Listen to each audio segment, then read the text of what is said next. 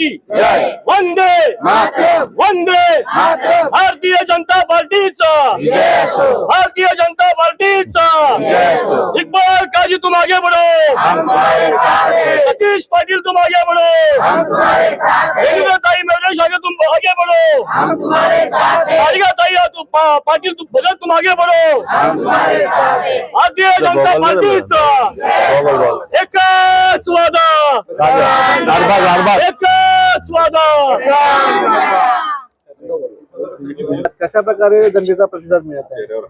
जनतेचा भरपूर प्रतिसाद आहे की आमचे जे प्रशांत दादा, आमचे परेश ठाकूर साहेब, रामशेठ ठाकूर साहेब, महेश बालदी साहेब या पनवेल शहरासाठी भरपूर कामं केल्यात।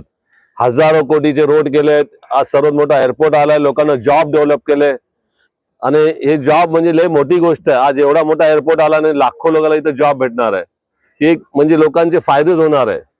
बाकी आता रिडेव्हलपमेंट मध्ये पण जाणार आहे, जिथं स्लम एरिया आहे तिथं माझी दादानी पहिलीच गोष्ट केली, मला जेव्हा त्यांनी बोलवलं पहिल्यांदा आणि मला जेव्हा त्यांनी बोलले की तुम्हाला हे करा, तर मी पहिल्यांदा त्यांना एक सांगितलं, जेवढा स्लम एरिया आहे त्या स्लम एरियामध्ये भारत नगर आहे, खाजा नगरी आहे, जेवढे झोपडपट्टी एरिया साई नगर आहे, त्यांना सर्वात पहिले फ्री मध्ये आणि एकदम म्हणजे कमीत कमी प्राइस आणि कमी प्राइस मध्ये त्यांना पहिले तुम्ही जे आता प्रधानमंत्री आवास योजनेमध्ये जे बिल्डिंग डेव्हलप होतात त्यांना फ्री मध्ये द्या।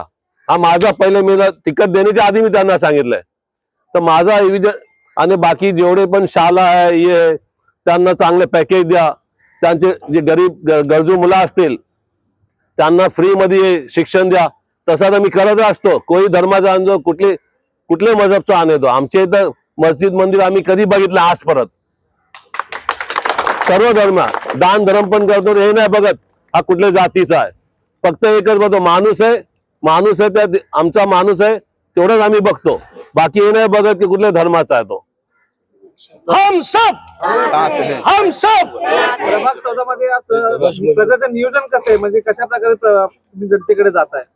आम्ही जनतेकडे आमचे परिचय पत्रक घेऊन जातोय, ते पण आमचे जो मोदी साहेब आहे, आमचे रामशेठ ठाकूर साहेब, प्रशांत दादा साहेब आहे, महेश शेठ बालदी साहेब आहे, परेश शेठ दादा ठाकूर आहे, अविनाश कोहली आहे। ये जे पनवेल मध्ये जे आज विकास झालाय हे भारतीय जनता पार्टीमुळे झालाय आणि लोकांना आम्हाला समजायचं आहे की जी पार्टी ज्या सेंटरला गव्हर्नमेंट आहे, स्टेटला आहे आणि इथं पण आली, तर जे आज जे डेव्हलपमेंट झालं त्यापेक्षा 100 पटीने होईल।